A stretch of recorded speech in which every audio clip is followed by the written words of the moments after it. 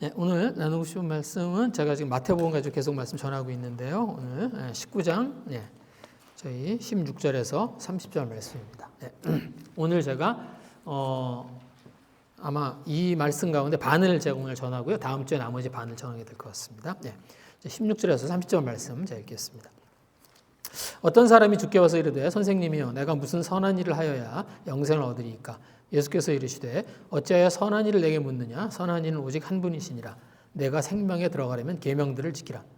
이르되 어느 계명이 오니이까? 예수께서 이르시되 살인하지 말라, 간음하지 말라, 도둑질하지 말라, 거짓 증언하지 말라, 내 부모를 공경하라, 내 이웃을 내 자신과 같이 사랑하라 하신 것이니라. 그 청년이 이르되 이 모든 것을 내가 지켰사온데 아직도 무엇이 부족하니이까?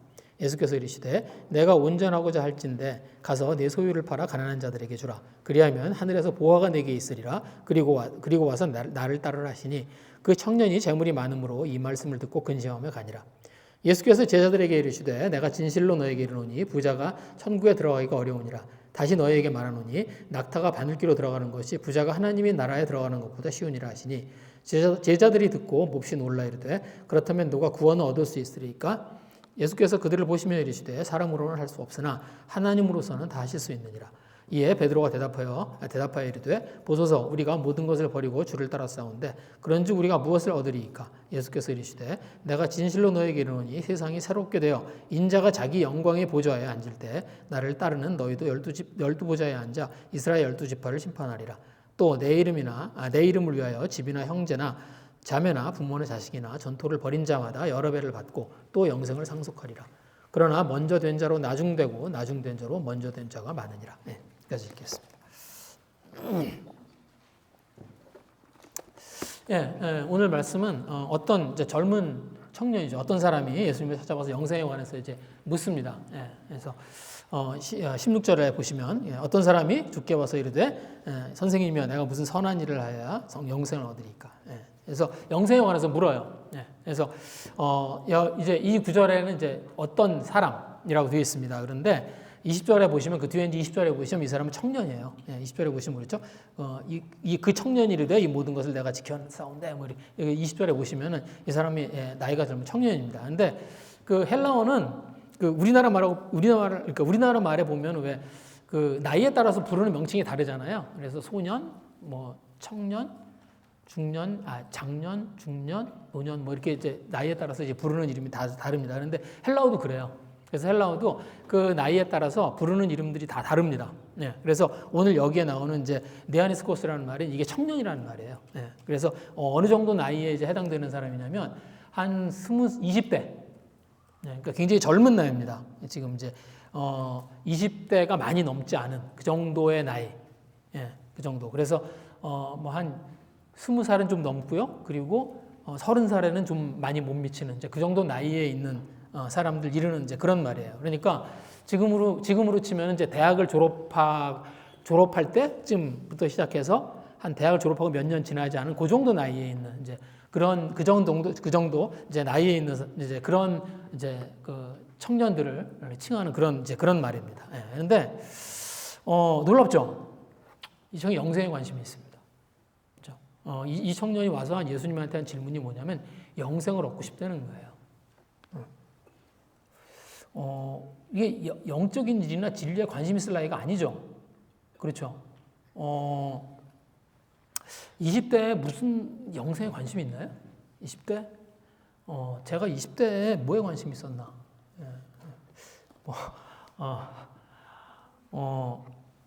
뭐 20대는 제가 20대는요 30대만 봐도 저 사람들이 왜 살아있지? 왜 웃어요? 지금 그러잖아. 그런 생각이 들어요. 제가 대학교 1학년 때 대학교 4학년을 보면 나는 저 나이가 안 될 것 같이 느꼈어요. 그때는 그렇죠. 나이에 대한 감각이 별로 없습니다. 그런데 영생 같은 거를 이렇게 그 관심을 가지고 막 그러지 않죠. 그래서 이제 대학 20대가 되면 그냥 인생이 마냥 재미있고 즐겁고 그렇진 않죠. 그렇지만 그 나이면은 보통 내가 어떻게 무엇을 하고 살아야 재미있게 살 수 있을까라는 고민? 그렇죠? 아니면은 내가 무엇을 해서 먹고 살아야 하는가 하는 것에 대한 고민, 그 미래에 대한 고민, 뭐 그런 고민할 나이죠. 그렇죠? 그런 거 생각할 나이죠. 그리고 굉장히 그런 그 생각들이 되게 좀 현실적이고 그리고 세속적인 그런 생각들을 할 나이입니다. 예. 그런데 근데 이제 이 친구는 그렇지 않아요. 그렇죠? 제가 대학교 졸업할 때 여러분 제가 PD 시험 보러 갔었어요.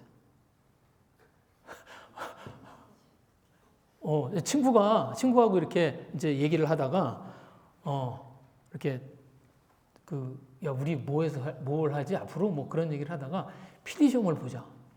그래가지고 제가 그 MBC PD 시험을 가서 봤어요. 그때는 그 MBC가 그 정동에 있었습니다. 혹시 네, 정동에 있었어요. 그 중구 정동에 있었습니다. 그래서 거기에 가서 PD 시험을 봤어요. 제가 그 PD가 될 뻔했어요. 그래서 이제 됐습니다. 그 당시 그렇게 어렵지 않았어요. 지금은 막 경쟁률이 막 높지만 그 당시엔 그렇지 않았어요. 그 당시에는 그냥 이렇게 적당하면은 돼요. 예. 그래서 이제 면접을 하러 가야 되는데 저희 아버지한테 말씀을 드렸다가 저희 아버지는 활자 이외의 것은 이렇게 다 쓰레기 취급을 하는 분이셨거든요. 그래가지고 이제 직사하게 혼나고 그리고 이제 우리 집안엔 딴따라가 없다. 그러니까 PD 그러면 그렇게 이해하셨어요. 딴따라. 그래서 이제 그냥 이제 지나갔었습니다. 그런 적이 있습니다. 근데 영생이라는 고민 안 하죠. 그렇죠? 영생 그 나이에 무슨 영생을 생각을 합니까? 그런데 현실하고는 좀 거리 있는 이제 그런 고민입니다. 그런데 이 친구가 그렇게 해요. 여러분 유대인들도요 영생에 대한 고민하는 사람 많지 않았습니다. 영생에 대한 생각하는 사람 많지 않았습니다. 여러분 유대인들도 그냥 하나님이 복을 주셔서 이 세상에서 그냥 잘 먹고 잘 사는 그게 그래 하나님이 주시는 복이라고 생각했어요.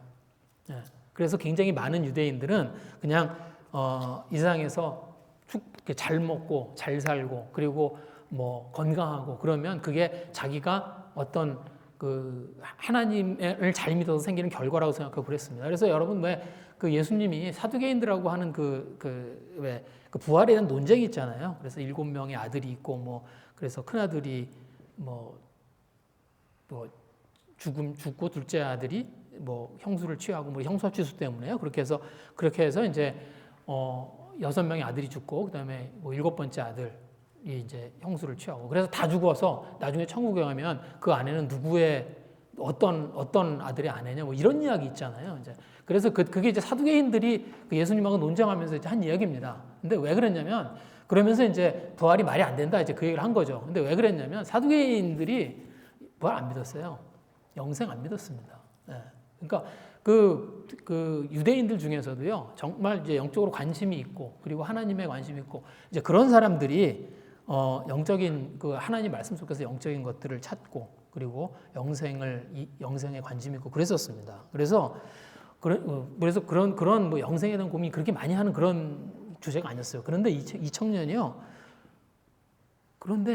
뭐예요? 세속적인 것 이런 것들을 제하고 예수님을 찾아와서 뭐래요?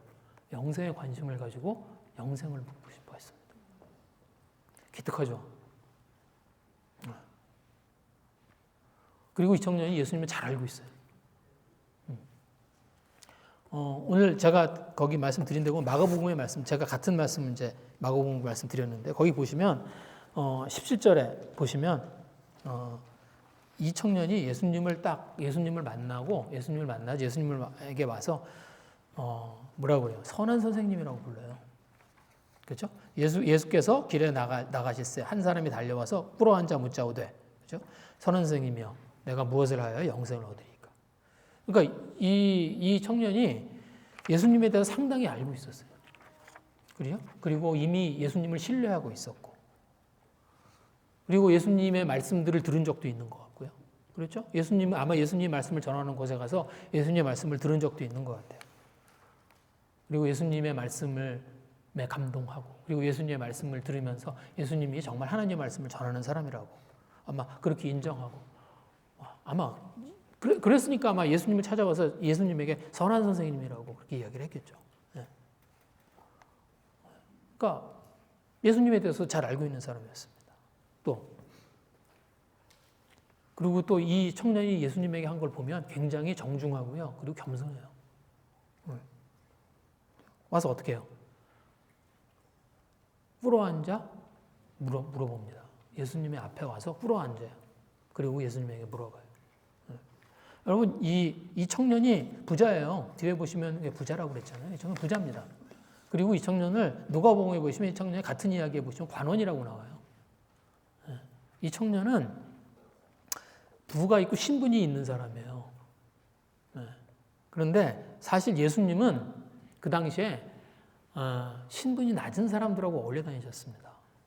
예수님이 이렇게 사람들이 많이 모이고 예수님의 이 말씀을 많이 듣고 막 그렇게 하기는 했지만, 그리고 예수님이 꽤 유명한 그런 이제 그 선생님으로 사람들에게 알려지고 그렇긴 했지만, 예수님이 바리새인들이나 아니면 그 당시에 있던 다른 사람들처럼 이렇게 지위가 이런 사람들이 이런 분이 아니었습니다. 아주 지위가 낮고 그 다음에 그냥 세리나 죄인들 이런 사람들하고 어울리고 예수님을 쫓아다니는 사람들이 주로 그런 사람들이었어요. 그래서 부와 지위를 가진 사람이 사람들 앞에서 이렇게 그 예수님 앞에서 무릎을 꿇고 뭘 이러는 게 그렇게 다른 사람들 보기에 좋은 일이 아니었습니다. 그런데 이 사람은 어떻게 해요? 예수님 앞에서 무릎을 꿇어요. 그리고 예를 갖춥니다. 그리고 이 사람은 진중한 사람이에요. 이 사람이 와서 뭘 구하냐면, 이 사람이 와서 구한 게 이겁니다. 무슨 선한 일을 하여 영생을 얻으리까? 이 사람이 영생에 대해서 어떤 지적인 체험을 받고 싶어서 그러는 게 아니에요. 이 청년이요. 이 사람이 부자이고 이제 그 관원이라는 걸 보면 교육을 잘 받은 사람이에요. 그 당시에 관원이라는 말의 정확한 뜻을 잘 모르지만, 관원이라고 하는 거는 어떤 벼슬을 하고 있는 사람이라는 이야기입니다. 그런데 이스라엘에서 벼슬을 하고 있다는 그건 교육을 잘 받았다는 이야기고요. 그리고 특히 종교 교육을 잘 받은 사람이에요. 그래서 이 사람은 지위가 있고요. 그리고 또 부자고, 그러니까 물려받은 그런 재산이 많이 있는 부자고, 그리고 이 사람은 똑똑한 사람입니다. 교육을 받을 만큼 받은 사람이고. 그러니까 먹고 살 만큼 재산이 있고요. 그리고 똑똑해요. 그러면 자기가 가지고 있는 어떤 지식과 지혜를 이렇게 늘리고 싶어 하고요. 아니면 그래서 어떤 세상의 가치를 넘는 것을 이렇게 좀 들여다보고 싶어 하고. 그러죠. 저희들도 그러잖아요. 저희들이 가지고 있는 어떤 그 삶의 여유가 있고, 아니면 저희들이 좀 지식의 욕구가 있고, 그러면은 그 어떤 이 세상에 속한 것들, 그 너머의 것을 좀 들여다보고 싶어 하고 그럽니다. 그래서 그런 관심을 가지고 영생을 접한 사람이 아니에요. 그런 관심을 가지고 영생을 대한 영생에 대해서 알아보고 싶어서 그래서 예수님이 찾아온 게 아닙니다. 이 사람은 뭐예요? 영생을 구하기 위해서 실제로 자기 삶을 어떻게 살아야 하는지 구한 사람이에요. 그러니까 진실되고 진중한 사람입니다. 그래서 이 청년은요, 따져보면 따져볼수록 칭찬할 게 너무 많아요. 그런 사람이에요. 왜 그런 사람 있죠? 왜 저희들도 왜 어떤 사람 보면 이 사람 이 사람 공부도 잘해? 근데 키도 커? 이 사람이 이렇게 착해? 그래서 이렇게 보면 볼수록 점점 이렇게 칭찬할 것이 점점 많아지는 그런 사람이에요. 그리고 이 청년에 대해서 예수님이 이제 이 청년의 질문에 이제 대답해 주십니다. 그런데 예수님의 대답이 굉장히 평범해요. 예수님이 뭐라고 대답하시냐면 17절 말씀입니다. 내가 생명에 들어가려면 계명들을 지키라. 유대인들은요, 계명이라고 하면 뭘 의미하는지 다 알아요. 계명, 유대인들에게 계명 그러면 다 알아요. 뭐예요? 당연히 모세의 계명입니다. 모세의 계명. 이 청년도 알아요. 이 청년도 계명을 지키라. 예수님이 영생에 들어가면 어떻게 해야 됩니까? 계명을 지키라. 그러면 이 청년이 금방 알아요. 이게 무슨 말인지. 모세의 계명을 지키라는 말이구나. 십계명을 지키라는 말이구나. 금방 압니다. 그런데 이 청년이 다시 물어요. 어느 계명이 오니까.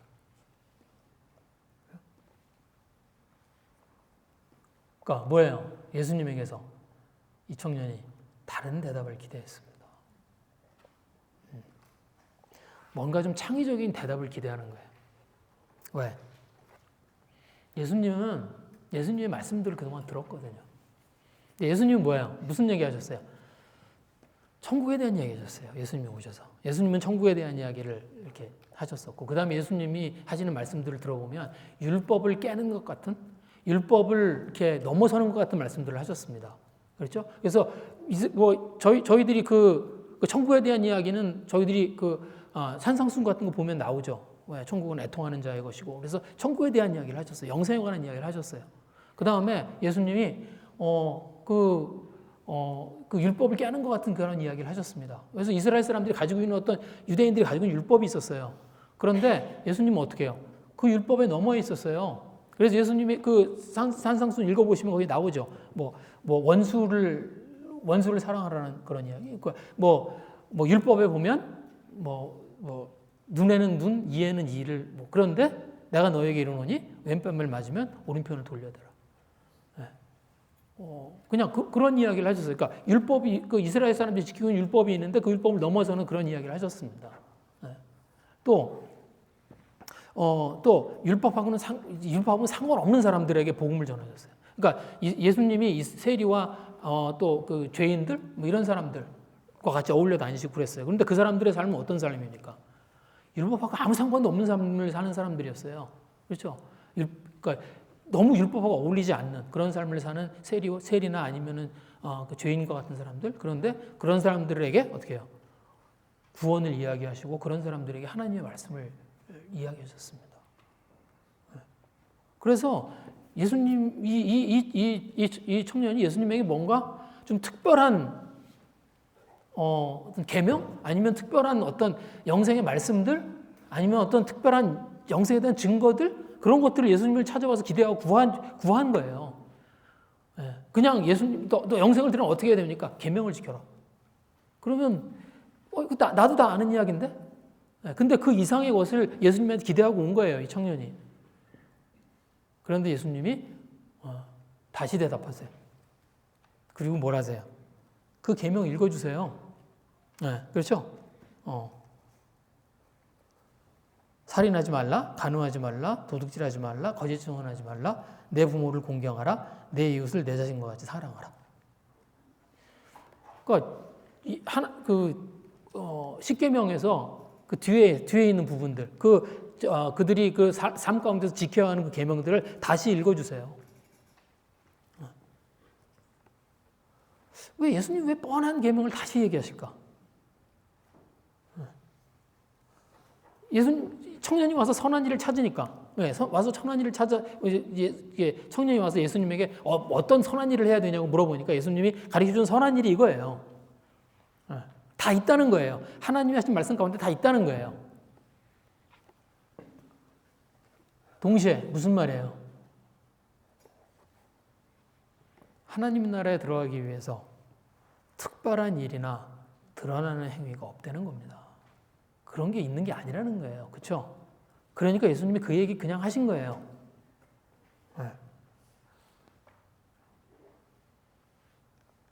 그리고 이 청년의 대답이 도발적입니다. 20절에 이 청년이 이르되 이 모든 것을 내가 지켰사온데 아직도 무엇이 부족하니까. 다 지켰다는 거예요. 자신 있게 대답합니다. 어디서 나온 자신감인지 모르겠는데 다 지켰다는 거예요, 자기는. 이 청년이 다 지켰을까요?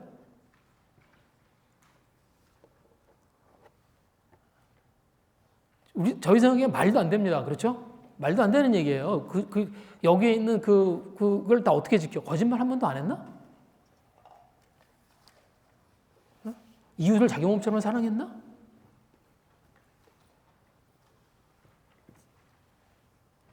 근데 이 청년은 자기가 이거 다 지켰다고 그래요.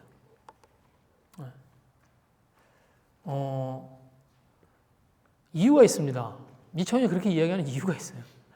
예. 마가복음에 보면 그 힌트가 조금 있어요. 마가복음에 이렇게 되어 있습니다. 이 대답은 이렇게 해요. 마가복음에 보시면 20절에 보시면 마가복음 10장 20절에 보시면 이렇게 되어 있습니다. 그가 여짜오되 선생님이여 이것은 내가 어려서부터 다 지켰나이다. 예.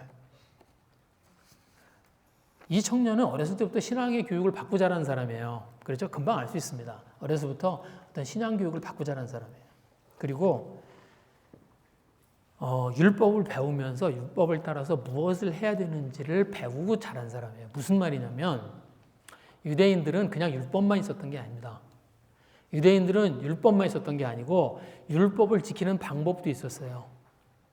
그러니까 유대인들이 율법을 지킬 때는 어떻게 지키냐면 율법을 지키는 방법에 따라 지킨 거예요. 저희들은 이제 율법 그러면 율법의 어떤 그 율법이 가지고 있는 그 어떤 의미를 보고요. 이미 이제 그것에 저희들이 익숙해져 있어요. 그러니까 아니 이웃을 내 몸처럼 어떻게 사랑해? 그렇게 어떻게 해 우리가? 저희는 그렇게 생각해요. 거짓말을 한 번도 안 해? 저희는 그렇게 생각해요. 그런데 이들의 생각은 그렇지 않았어요. 이들은 율법이고 율법을 지키는 방법이 있었습니다.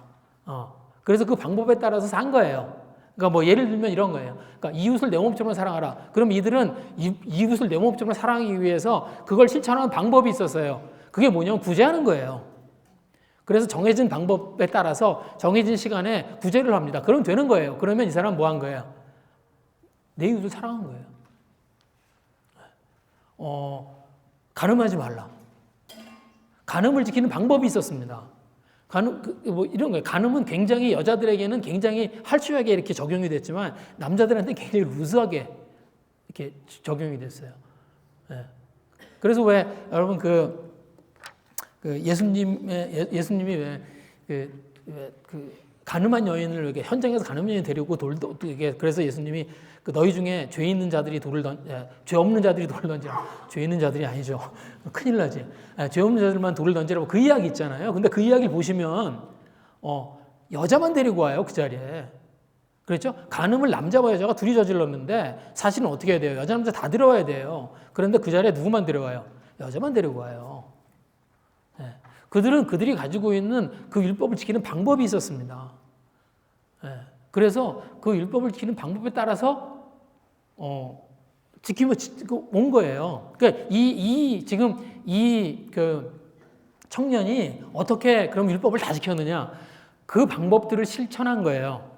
그러니까 그걸 좀 더 지금으로 얘기하자면 범법을 안 저지른 것 같은 겁니다. 어떤 법이 있어요. 그러면 그 범법을 안 저지른 거예요. 저희가 어떤 범법을 안 저지르는 것 같은 거예요. 그렇게 한 거예요. 네. 이게 그냥 단지 청년만의 주장이 아니에요. 그 당시에 바리새인들은 다 그렇게 생각했습니다. 대표적인 사람이 누구냐면 바울이에요. 여러분 바울이 빌립보서에서 뭐라고 그래요?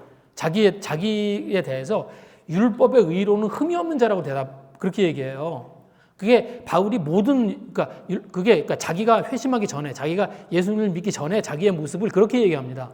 자기는 율법의 의로는 흠이 없는 자다. 같은 얘기예요.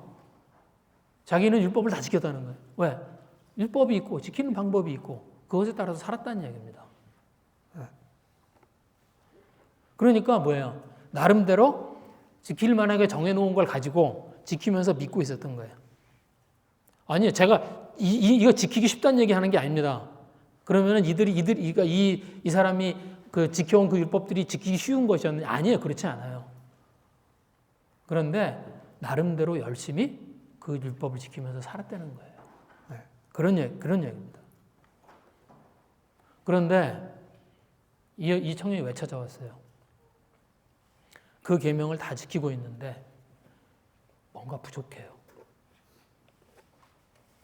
자기가 온전하지 않다고 생각이 드는 거예요. 그래서 예수님을 찾아온 겁니다. 뭔가 하나님이 빠져 있는 것 같은 거예요. 자기의 삶에. 그래서 예수님에게 찾아와서 뭘 한 겁니까? 자기의 믿음에 대한 확신을 구한 거예요. 그래서 영생을 물어본 겁니다. 내가 무엇을 해요?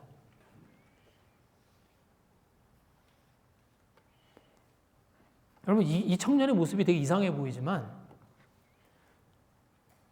우리도 신앙생활 가운데 이럴 수 있습니다. 이런 양면의 모습을 가질 수 있어요. 내가 잘하는 것 같기도 하고 아닌 것 같기도 하고. 그렇죠? 우리가 저희의 신앙에 대해서 그렇게 평가할 수 있습니다. 여러분 큰 잘못 범하지 않으셨죠? 제가 우리 교회에 계신 분들 보면서 무슨 대단한 잘못 범하신 분 있어요? 살인하신 분, 큰 사기치신 분, 뭐 있어도 얘기 못 하시겠죠. 뭐 큰 잘못 있으세요? 아니에요. 그러지 않으신 것 같아요. 네. 뭐 그게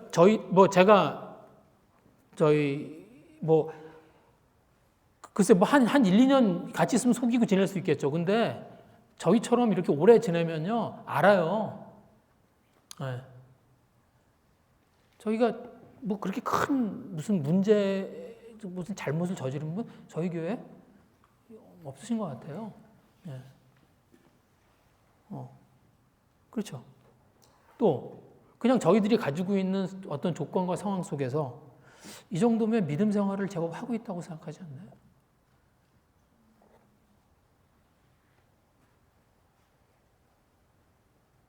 살기도 어려운데 매달 11조 잘 하고 주일이 되면 예배 꼭 와서 보고 그렇죠? 음식을 받으면 자동으로 식기도 나오고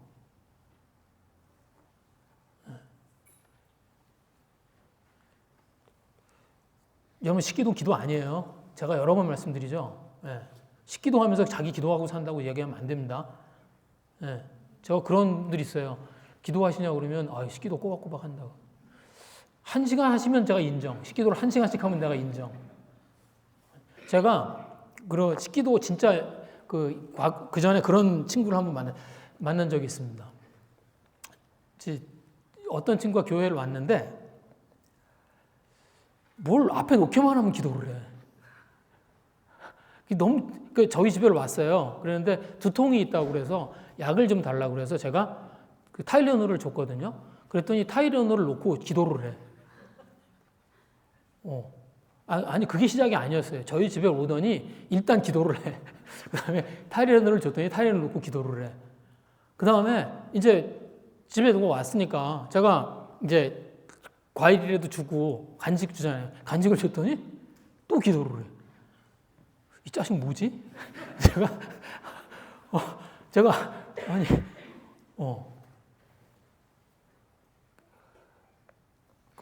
굉장히 기도 아니에요. 네. 식기도는 그냥 버릇처럼 그래서 식기도를 하는 걸 막 이렇게 대단한 신앙생활이라고 생각하시면 안 됩니다. 그냥 자동으로 그냥 이게 그래서 저희들이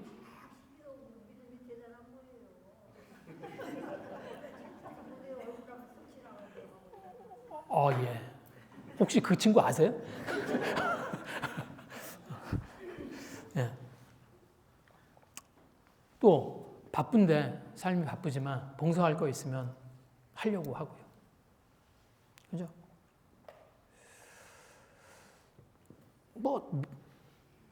그 정도면 되는 거 아니에요? 목사나 전도사도 아니고. 그 정도 하면 할 만큼 하는 거 아니에요? 그런데 한편으로는 자기 믿음에 대한 부족함과 의심이 생깁니다. 그렇죠? 어떤 나의 신앙생활 속에 좀 하나님이 빠진 것 같아요.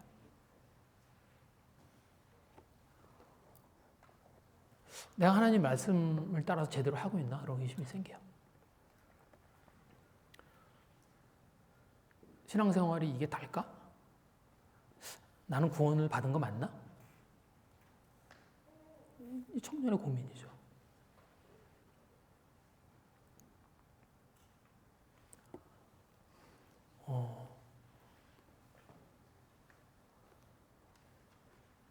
이 청년이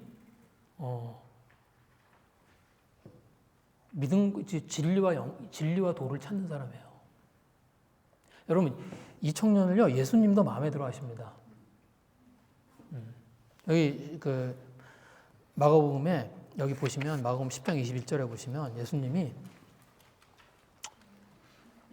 이 청년에게 이 청년을 어떻게 하시냐면 이렇게 하세요. 그를 보시고 사랑하사 이르시되.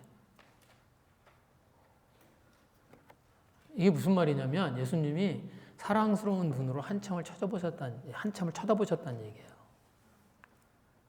네. 이 청년의 진리를 구하고 영적인 것에 관심이 있습니다. 예수님이 보시기에 얼마나 기특하겠어요. 그리고 예수님이 이 청년에게 제안을 하세요. 21절에 그게 오늘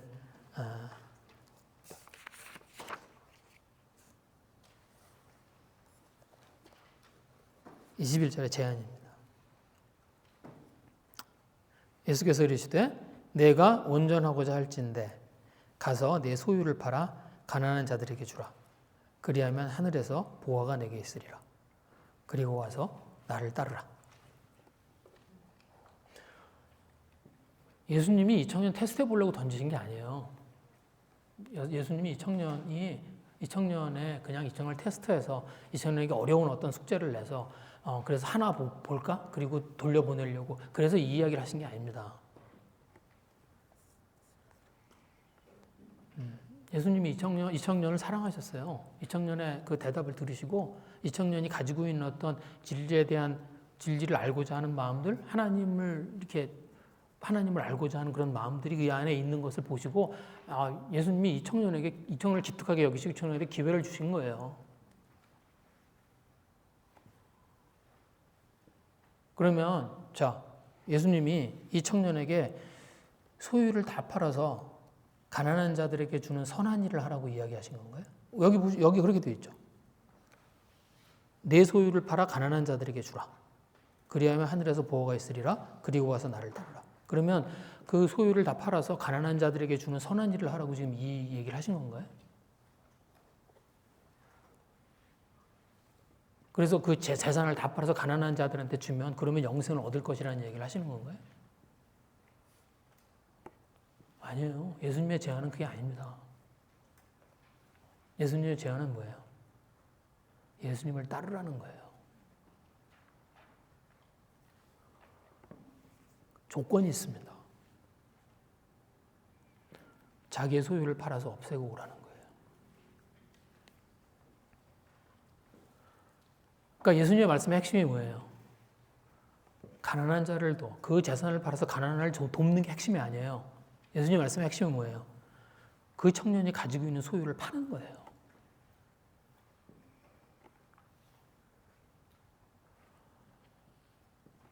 이 청년이 선한 행위를 찾아서 예수님에게 왔습니다. 예수님은 뭐예요? 이 청년에게 가치를 도전하세요.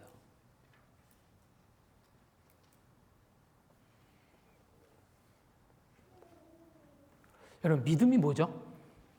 우리가 믿는다고 하죠. 근데 믿음이라고 하는 게 뭐죠? 믿음을 한마디로 정의하기가 어렵습니다. 그리고 믿음이라고 하는 걸요, 저희들이 믿는다는 말을 많이 하고 서로 믿음에 대한 이야기를 하지만 손에 잘 안 잡혀요. 믿는 게 뭐죠? 손에 잡히는 게 뭐예요? 예수님을 믿겠다고 고백하면 믿음인가요? 그러면 그게 믿음이 된 건가요?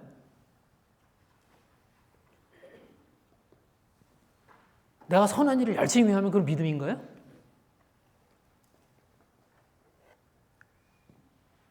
그럼 뭔가 옳지 못한 일을 하고 있을 때는 믿지 않고 있는 건가요?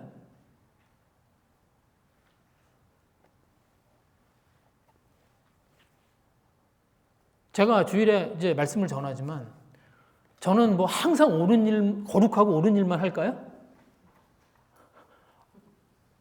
안 속으시네. 이제 이러면 이때쯤 되면은 막 고개를 젓는 분이 계셔야 되는데 이제 많이 훈련이 돼서 이제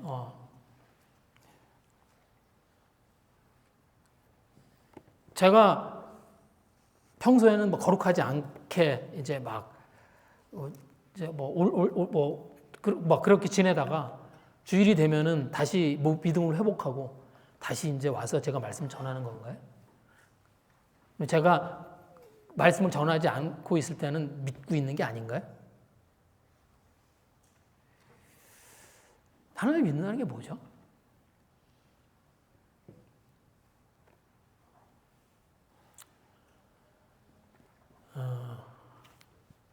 이스라엘 사람들이 했던 믿음의 고백이 있습니다. 그리고 우리의 것과 많이 다르지 않아요. 제가 거기 신명기 말씀을 제가 거기 드렸습니다.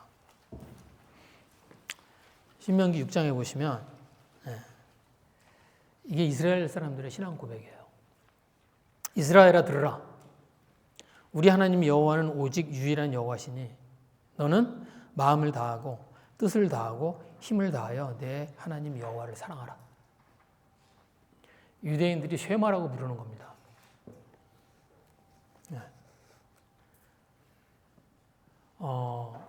여기 보시면 8절에 보면 너는 그것을 내 손목에 메어 기호로 삼으며 내 미간에 붙여 표로 삼으라. 그래서 이스라엘 사람들이 지금도요, 그 종교인들, 이스라엘 종교인들은 지금도 어떻게 하냐면 손목에 띠를 둘러요. 이 말씀에 쓰여지는 띠를 두르고요. 그리고 조그마한 나무로 만든 박스를 만들어서 이마에 달고 다닙니다. 이마에 묶고 다녀요. 그래서 여러분 저 이스라엘 종교인들 보면 이렇게 검은색 옷 입고 이렇게 모자 쓰고 다니는 분이 있잖아요. 근데 그 모자 보면 되게 어색하게 보입니다. 그게 왜 그러냐면 그 속에 박스가 들어있어요. 그래서 여기 이렇게 그 속에 박스가 들어있고요. 그 박스 위에 모자를 쓴 거예요. 그래서 이게 모자를 쓴 모습이 굉장히 우스꽝스러워 보입니다. 이게 왜? 이들에게 이 이스라엘 사람들, 유대인들에게요, 이게 하나님에 대한 신앙의 고백, 가장 이들이 하나님에 대한 고백으로 이게 가장 이게 그 핵심으로 가지고 있는 이게 말씀입니다. 그걸 몸에 부착하고 다니는 거예요. 근데 이 신앙 고백의 핵심이 뭐예요? 하나님을 사랑하는 거예요.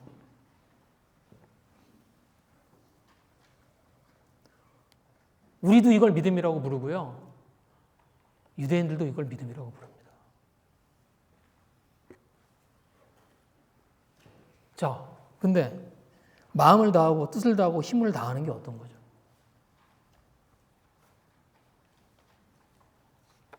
선행을 열심히 하는 건가요? 계명을 열심히 지키는 건가요?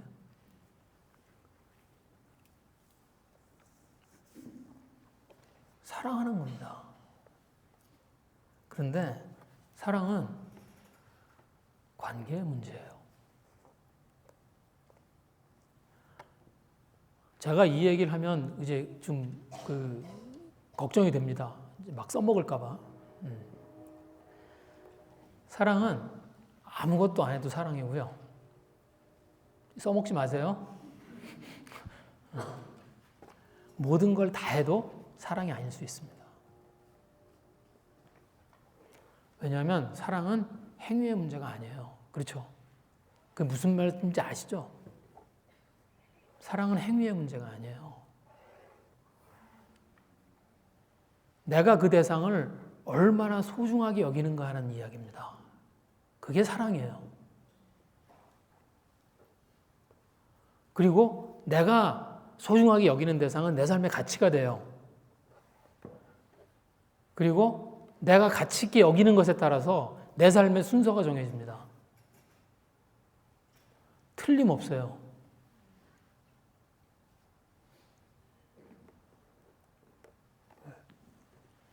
예수님이 이 지금 청년에게 이 말씀을 하시면서 이렇게 얘기하세요. 내가 온전하고자 할진대.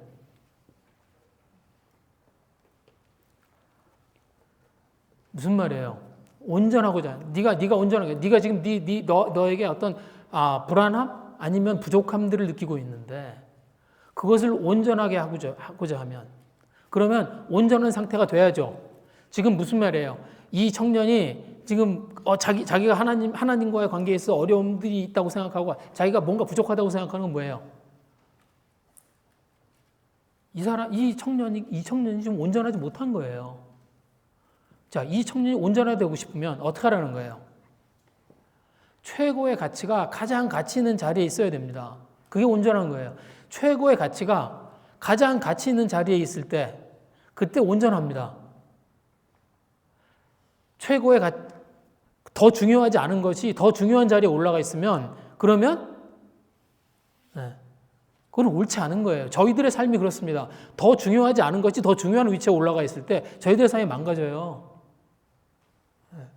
그렇죠? 마약 중독자의 삶이 그렇죠. 그 마약은 전혀 중요하지 않은 거예요. 그의 삶 가운데. 근데 그게 그 사람의 최고의 위치를 차지하고 있으면 그 사람의 삶이 망가져요. 가장 최고의 가치를 가지고 있는 것이 저희들의 가장 최고의 자리에 있을 때 그때 온전해집니다. 그래서 예수님이 뭐예요? 너의 가장 최고의 자리에 하나님이 계시냐는 거예요. 그래서 예수님이 그 청년에 뭘 도전해요? 가치를 도전하시는 겁니다. 지금 너의 재물이 차지하고 있는 그 자리를 비우라는 거예요. 왜? 그 청년에게 최고의 가치가 어디 있어요? 재물에 있어요. 22절 말씀입니다. 그 청년이 재물이 많음으로 이 말씀을 듣고 근심하며 가니라. 이 청년이 어떻게 해요? 재물이 많아서 예수님의 말씀을 듣고 예수님을 따르지 못합니다. 자, 이 사람이 부자인 게 문제였을까요? 그러면 이 사람의 자산을 반으로 줄일게요. 자, 반으로 줄였어. 그러면 이 사람이 이제 반으로 줄어진 그걸 팔고 예수님을 따랐을까요? 다시 반을 더 줄일게요. 자, 4분의 1로 줄였습니다. 그러면 이 청년이 그 4분의 1을 자, 팔아서 가난한 자들에게 나누고 예수님을 따랐을까요?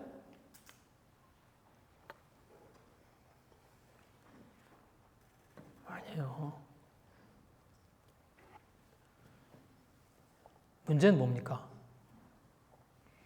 자기가 가지고 있는 재물이 예수님보다 중요했던 거예요. 이 청년은 자기의 최고의 자리에 뭐가 있어요? 재물이 있는 겁니다. 예수님이 그 가치를 도전하신 거예요.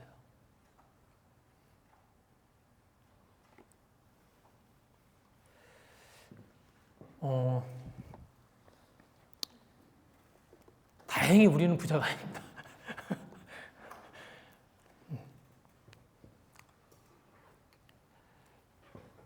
그냥 먹고 살아요. 그냥 먹고 산다고 하기에는 좀 지나치게 먹지만, 부자 소리를 들을 정도는 아니에요.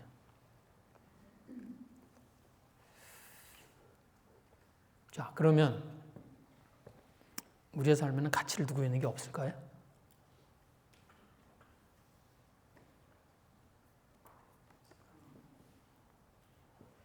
우리는 예수님을 따라갈 때 우리로 하여금 고민하게 만드는 게 없을까요? 예수님이 어느 날 그것을 내려놓고 나를 따르라고 하면 그러면 따라 나설 수 있을까요?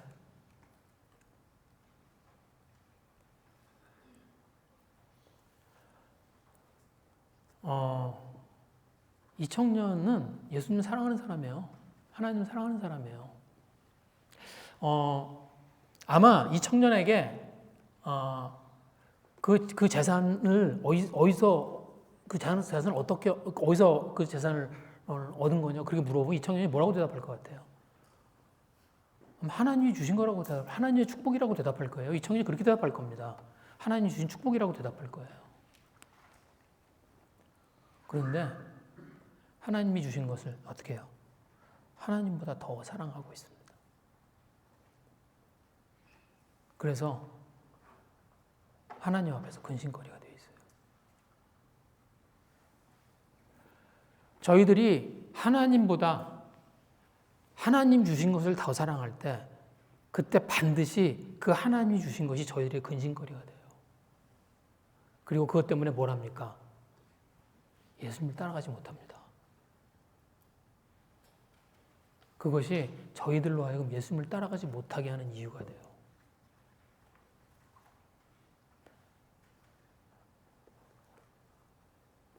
저희들도 그래요.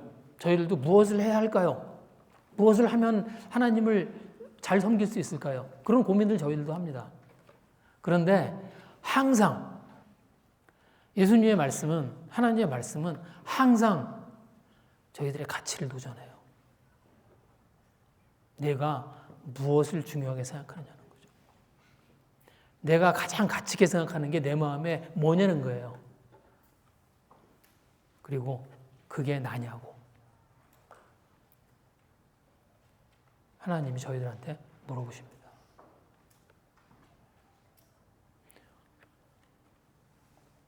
저희들이 하나님께 어떤 대답을 드릴 수 있는지 저희들이 좀 고민을 했으면 좋겠습니다. 저희들은 예수님이 나를 따르라고 했을 때 무엇이 고민이 돼서 그 하나님을 선뜻 따라가지 못하는지, 저희들은 예수님이 저희들에게 어떤 제안을 하실 때 저희들을 근심스럽게 만드는 것이 무엇인지 그것들을 좀 고민해보는, 그래서 그것들을 저희들의 그 가장 중요한 곳에 다시 가장 큰 가치가 되신 하나님을 돌려놓을 수 있는 그런 저희들이 됐으면 좋겠습니다.